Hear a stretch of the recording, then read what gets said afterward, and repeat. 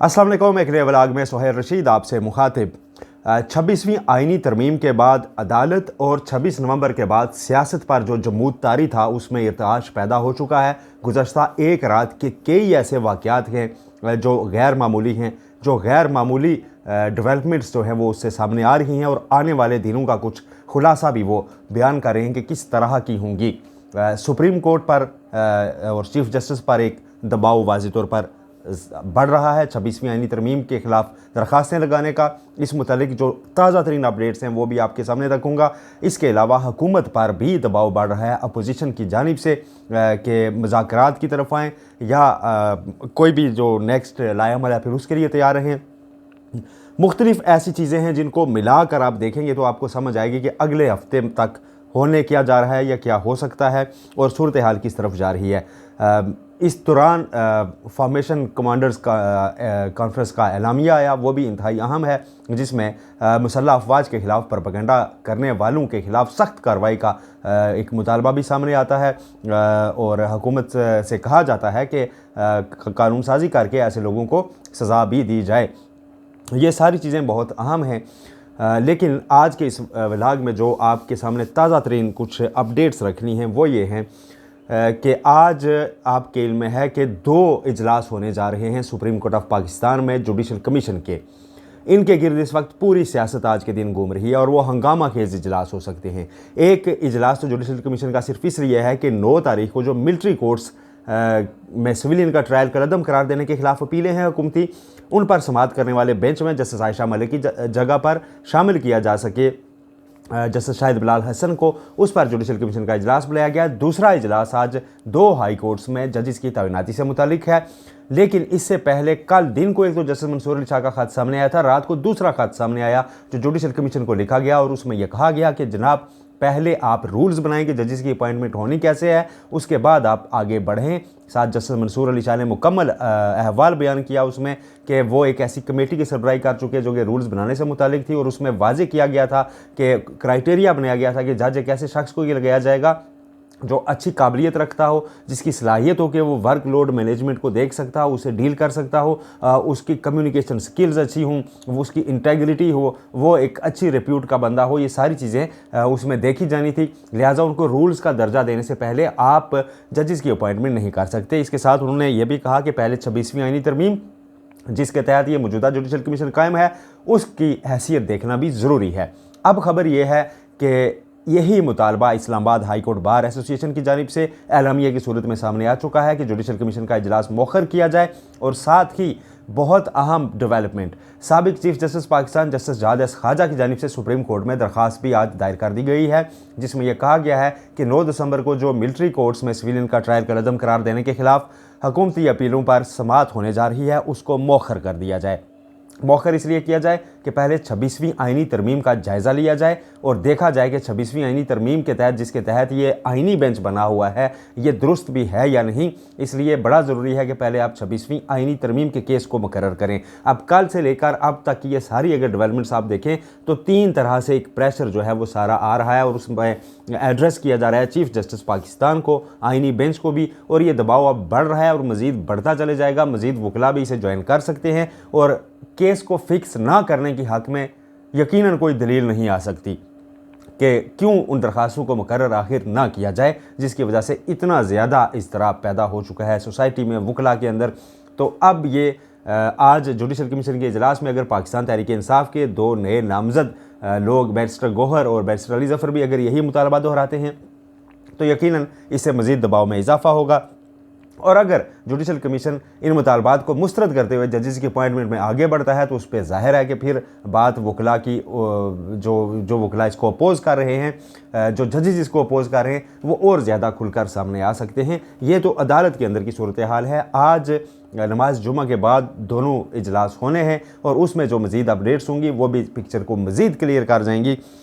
इसी दौरान जो अहम अपडेट गुज़श्ता रात का मैंने आपको इंट्रो में बताया कि गुज़श्ता रात को कुछ अहम डेवलपमेंट्स हुई हैं। उसमें एक तो इमरान खान ने दोबारा हुकूमत के सामने 2 ऑप्शंस रख दिए हैं। एक तो मुज़ाकरात, क्या उन्होंने ख़ुद एक ज़रा से प्रेशराइज़ किया मुज़ाकरात के लिए, ज़ाहिर है जब भी कोई कॉल दी जाती है, कोई भी चीज़ आगाज़ किया जाता है सियासतदानों की जानिब से, तो उसमें सख्त मुतालबात रखे जाते हैं ताकि फिर उसके बाद मुज़ाकरात में कुछ बातचीत में कुछ गिव अप करने के लिए भी हो। लेकिन इस बार उन्होंने जो चीज़ें रखी हैं, उन्होंने 5 रुकनी मुज़ाकराती कमेटी बनाई है और उस कमेटी के सरबराह जो हैं उमर अयूब साहब, उनको गुज़श्ता रात अडयाला के बाहर से गिरफ़्तार कर लिया गया। आज ताहम उनको इंसदाद दहशतगर्दी अदालत में पहली पेशी पर ही छोड़ दिया गया, रिहा कर दिया गया है। अब इमरान खान ने मुतालबात क्या रखे हैं? मुतालबात उनके सिर्फ 2 हैं।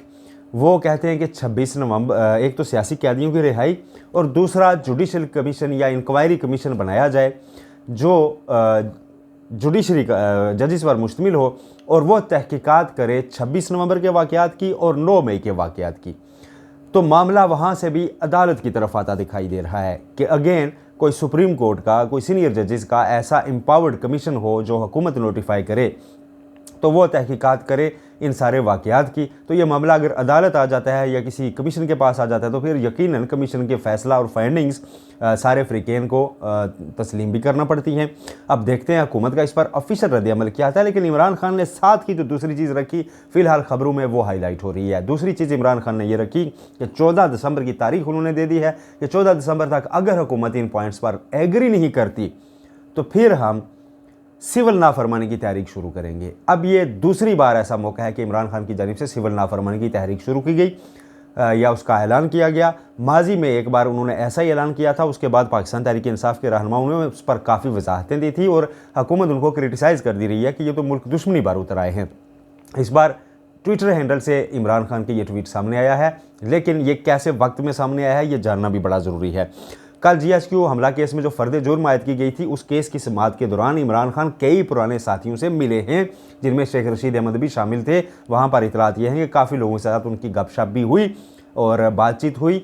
उसके बाद शाम को रात के ये ट्वीट सामने आता है।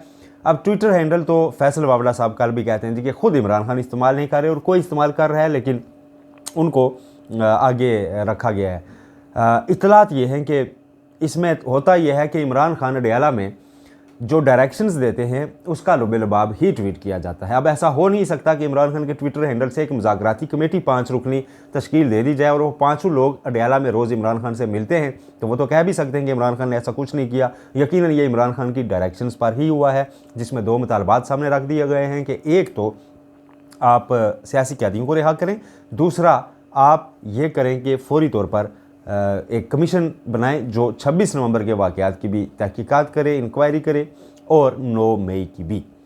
अब ये बड़ा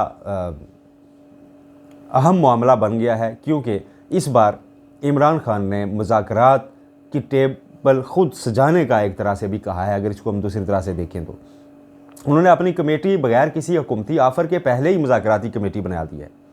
अभी हुकूमत की तरफ से इस मौजू पर कोई उनसे अप्रोच नहीं किया गया कुछ भी, लेकिन उन्होंने एक वक्त देकर एक मुज़ाकराती कमेटी सामने रख दी है और ये कहा जी कि इसके साथ आप बात कर लें जो भी बात करनी है।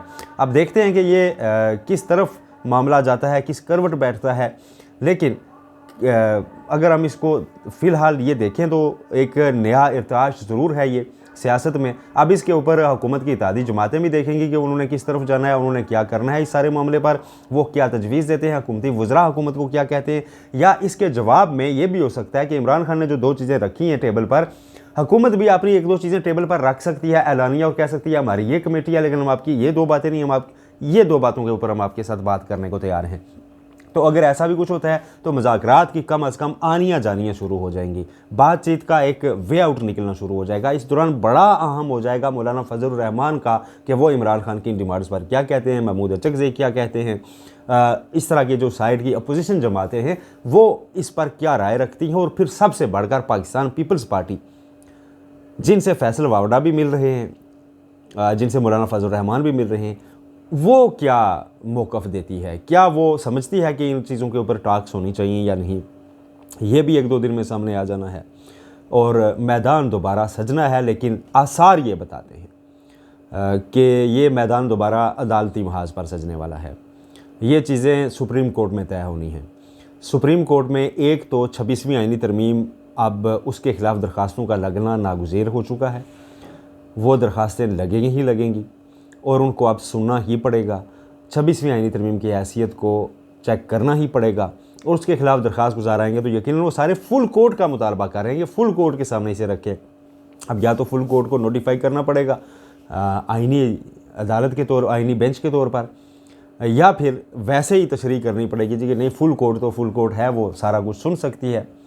तो ये सारी चीज़ें अब नेक्स्ट वीक इतलात ये हैं कि इसमें कोई ना कोई चीज़ सामने आ सकती है, कोई कॉज लिस्ट सामने आ सकती है और इनिशली इनको समाअत के लिए कम अज़ कम मुकर्रर किया जा सकता है ताकि एक दबाव जो है वो वापस हो सके। क्योंकि जस्टिस मंसूर अली शाह ख़त लिखने के बाद आज दोनों जुडिशल कमीशन के इजलास में मौजूद होंगे और वो कहेंगे जी कि मेरा तो ये ख़त है और मेरा ये पॉइंट है और ये लॉजिकल रीज़न्स हैं कि जी मैं क्यों ये बात कर रहा हूँ, तो इसके ऊपर क्या इनकार है। तो चीफ़ जस्टिस याहिया अफरीदी उन पर अब बहुत ज़्यादा चीज़ें आ चुकी हैं कि वो किस तरफ जाते हैं, वो अपनी राय में क्या कहते हैं। अगर उन्होंने भी अपनी राय जस्टिस मंसूर अली शाह की राय में शामिल कर ली तो फिर आइनी बेंच और सुप्रीम कोर्ट जो सादा सुप्रीम कोर्ट है, ये दोनों भी आमने सामने हो सकते हैं। ये सारी चीज़ें क्या किस तरफ जाती हैं, आज शाम के दूसरे व्लॉग में आपको जुडिशल कमीशन इजलास की मुकम्मल अहवाल बताएंगे कि आज जो 2 इजलास हुए उसमें फिर क्या हुआ। फ़िलहाल का खुलासा ये है कि जस्टिस मंसूर अली शाह ने कल 2 ख़त लिखे, एक जुडिशल कमीशन को, एक चीफ जस्टिस याहिया अफरीदी को। साबिक चीफ जस्टिस जाजस ख्वाजा भी कह रहे हैं जी कि 26वीं आईनी तरमीम को पहले सुना जाए और इस्लामाबाद हाई कोर्ट बार एलामिया जारी कर चुकी है कि पहले सुना जाए। तो जुडिशल कमीशन के कुछ मेंबरान ने और अगर यही बात की तो फिर ये मामला आगे इसी तरफ बढ़ेगा कि जो 26वीं आईनी तरमीम सुप्रीम कोर्ट में मैदान आइंदा 8 से 10 दिन में सज सकता है। मज़ीद अपडेट्स शाम को दूसरे व्लॉग में। अपना बहुत ख्याल रखिएगा। अल्लाह हाफिज़।